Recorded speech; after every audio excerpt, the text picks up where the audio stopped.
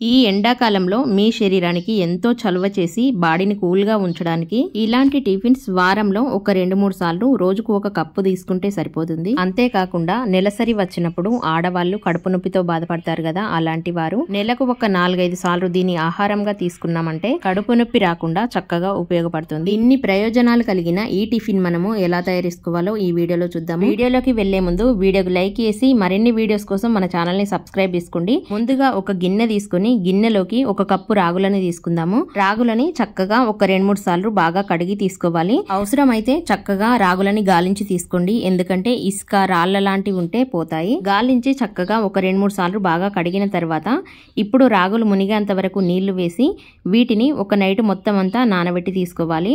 నానబెట్టడం వల్ల రాగులు చక్కగా ఉడుకుతాయి, అందుకోసమని ఇలాగా నైట్ మొత్తం అంతా చక్కగా నానబెట్టి తీసుకోండి. చూడండి, పొద్దున వరకు చక్కగా రాగులు నాన్నాయి కదా. ఇప్పుడు దీంట్లో ఉన్న నీళ్ళని వంపేసి చక్కగా రాగులను ఒకసారి కడిగి తీసుకోండి. తరువాత రాగులు ఉడికించడానికి ఒక పెద్ద గిన్నె తీసుకోండి. గిన్నెలోకి మనం రాగులు ఏ కప్పుతోనైతే తీసుకున్నామో అదే కప్పుతోని ఒక 10 కప్పుల నీళ్ళని కొలిసి తీసుకోండి. ఖచ్చితంగా ఒక కప్పు రాగులు ఉడకడానికి 8 కప్పుల నీళ్ళైతే పడతాయి. ఇంకా 2 కప్పుల నీళ్లు ఎక్స్ట్రాగా ఎందుకంటే తర్వాత చెప్తాను. ఇప్పుడైతే 10 కప్పుల నీళ్లు వేసి నానబెట్టిన రాగులన్నింటినీ నీటిలో వేసి వీటిని పొయ్యి మీద పెట్టి బాగా ఉడికించాలి. చూడండి, ఇలాగ పొయ్యి మీద పెట్టి పైనుండి మూత పెట్టి బాగా ఉడికించాలి. ఇప్పుడు మనము పెసరపప్పు తీసుకుందాము. వేరొక కడాయి పొయ్యి మీద పెట్టి పెసరపప్పు తీసుకోవాలి. నేను ఇక్కడ పెసరపప్పు ఒక 1/2 కప్పు తీసుకుంటున్నా. మీరు కావాలంటే కప్ అయినా తీసుకోవచ్చు, లేదంటే వేయించిన పొట్టుపప్పు ఉంటుంది కదా, అదైనా బాగుంటుంది. ఇలాగా దోరగా చక్కగా వేపి తీసుకోండి. పప్పు వేపేటప్పుడు గ్యాస్ సిమ్ లో పెట్టి వేపుకోండి, అప్పుడే చక్కగా లోపల దాకా వేగుతుంది పప్పు. బాగా వేగిన పప్పుని వేరొక గిన్నెలో వేసుకొని ఒక 2-3 సార్లు బాగా కడిగి తీసుకోవాలి. ఇక్కడ చూడండి, రాగులైతే చక్కగా ఉడికి ఉంటాయి. మూత తీసి ఒకసారి బాగా కలిపి తీసుకుందాము. చూడండి, రాగులు బాగా ఉడికి పలకిప్పినాయి. ఇంకా ఇలాగా పలకిప్పేంత వరకు బాగా ఉడికించి తీసుకోవాలి. ఇలాగా చేతితో పట్టుకొని నొక్కితే మెత్తగా అవ్వాలన్నమాట. ఇంత మెత్తగా అయ్యేంత వరకు బాగా ఉడికించి తీసుకోండి.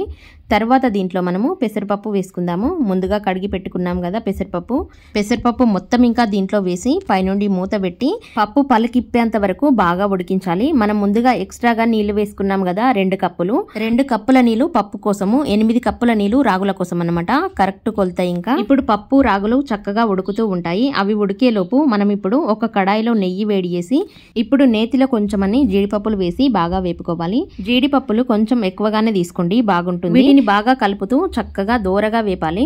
లో ఫ్లేమ్ లో వేపండి, చక్కగా లోపల దాకా వేగుతాయి జీడిపప్పులు. అందుకోసమని ఇలాగా చక్కగా వేపిన తర్వాత వీటిని తీసేసి పక్కన పెట్టుకుందాము. తర్వాత ఇదే నేతిలో కొంచెమని పల్లీలను వేసి దోరగా వేపాలి. పల్లీలను ఇంకా చక్కగా బాగా కలుపుతూ లో ఫ్లేమ్ లోనే ఇలాగ పల్లీలు పగిలేంత వరకు చక్కగా వేపాలి. ఇలాగ మొత్తం అంతా వేపిన తర్వాత తీసేసి పక్కన పెట్టుకుందాము. చూడండి, ఇక్కడ పప్పు రాగులు చక్కగా ఉడికినాయి కదా, ఇంతవరకు ఉడికిస్తే సరిపోతుంది. ఇలాగ ఉడికించిన తర్వాత ఇప్పుడు దీంట్లో మీరు తినేదాన్ని బట్టి ఉప్పు వేసుకోండి. ఉప్పు వేసి మరొక్కసారి బాగా కలిపి 1 నిమిషం పాటు ఉడికించి తీసుకోండి. 1 నిమిషం పాటు ఉడికిస్తే ఇంకా కొంచెం నీరు ఉంది కదా, దగ్గరికి వస్తుంది. అందుకోసమని ఇలాగ 1 నిమిషం పాటు బాగా ఉడికించి తీసుకోండి. లేదు మాకు ఇంకొంచెం జారుగానే ఉండాలి అంటే ఈ స్టేజ్ లో కొంచెం నీళ్లు వేసి మరి కొంచెం సేపు ఉడికించి తీసుకుంటే సరిపోతుంది. ఇలాగ దగ్గరికి వచ్చిన తర్వాత గ్యాస్ ఆఫ్ చేసుకోండి. ముందుగా మనము జీడిపప్పు పల్లీలు వేపి తీసుకున్నాం కదా, అదే నేతిలో కొంచెం అంత నూనె వేసుకోండి. మీరు కావాలంటే నెయ్యి అయినా వేసుకోవచ్చు. దీంట్లోకి జీలకర్ర, ఆయంటాలు, ఆవాలు వేసి వీటిని కొంచెం సేపు కలుపుతూ బాగా వేపండి. వీటిని బాగా వేపిన తర్వాత ఇప్పుడు ఒక 2 పచ్చిమిరపకాయలని చిన్నగా ముక్కలు కట్ చేసి తీసుకోండి. కొంచెం కారం ఎక్కువ తినే వాళ్ళైతే ఒక 4 మిరపకాయలను వేసుకోండి, కారం అయితే వేయకండి. అందుకోసమని ఇప్పుడు కొంచెం అంత అల్లం తీసుకొని చిన్నగా ముక్కలు కట్ చేసి వేసుకోండి. తర్వాత కొంచెం ఎల్లిపాయలు ఇంకా ముక్కలుగా కట్ చేసి వేసుకోండి. చిన్నగా కట్ చేసి వేసుకుంటే సరిపోతుంది. వీటిని మొత్తం ఇంకా మరొకసారి బాగా వేపిన తర్వాత దీంట్లోకి కొంచెమన్ని మిరియాలని కచ్చాపచ్చా దంచి తీసుకోండి. మిరియాలు అయితే ఖచ్చితంగా వేసుకోండి, చాలా బాగుంటుంది. తర్వాత దీంట్లోకి ఒక గుప్పెడంతా కళ్యామాకు వేసుకోండి. కళ్యామాకు కొంచెం ఎక్కువ ఉంటేనే బాగుంటుంది, ఎక్కువగానే వేసుకోండి. కళ్యామాకు చక్కగా క్రిస్పీగా అయ్యేంత వరకు బాగా వేపి తీసుకోవాలి. ఇక్కడ చూడండి, మనం పోపు సిద్ధం చేసేసరికి ఇక్కడ మనం ఉడికించి తీసుకున్న రాగులు పెసరపప్పు ఇంకా కొంచెం అంత దగ్గరికి వచ్చింది కదా. చల్లగా అయితే ఉంటే ఇలాగ కొంచెం దగ్గరికి వస్తుందన్నమాట. కొంచెం జారుగా ఉన్నప్పుడే మనము గ్యాస్ ఆఫ్ చేసుకోవాలి. తర్వాత దీంట్లోకి మనం సిద్ధం చేసి పెట్టిన తాలింపు మొత్తం అంతా వేసి ముందుగా వేపిన జీడిపప్పు పల్లీలు ఇంకా వేసి ఇప్పుడు దీంట్లోకి పీల్ చేసిన ఒక క్యారెట్ మొత్తం ఇంకా వేసుకోవాలి. చాలా బాగుంటుంది. ఈ ఎండాకాలంలో అప్పుడప్పుడు ఇలాంటివి చేసుకుని తినడం వల్ల పిల్లలైనా పెద్దలైనా చక్కగా ఆరోగ్యంగా ఉంటారు. ఈ వీడియో మీకు నచ్చినట్టయితే వీడియోకి లైక్ చేసి మరిన్ని వీడియోస్ కోసం మన ఛానల్ ని సబ్స్క్రైబ్ చేసుకోండి. చేసుకోండి. మన ఛానల్ పేరు ఏకే సరిత కుక్స్. నేను పెట్టే ప్రతి వీడియో మీకు నోటిఫికేషన్గా రావాలంటే గంట సింబల్ని ప్రెస్ చేయండి. ఈ వీడియోపై మీ అభిప్రాయాన్ని ఒక చిన్న కామెంట్ చేసి నాకు తెలియజేయగలరు. నా వీడియో చూస్తున్న వాళ్ళందరికీ ధన్యవాదాలు.